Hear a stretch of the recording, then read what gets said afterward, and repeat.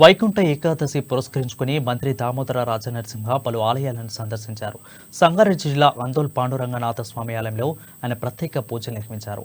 ఆలయ అర్చకులు స్వామివారి తీర్థ ప్రసాదాలను మంత్రికి అందజేశారు.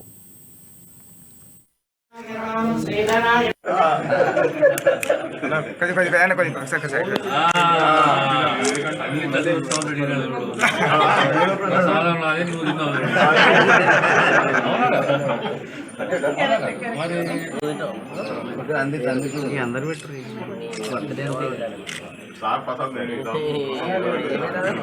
మీరెవరు మొత్తం అందరికీ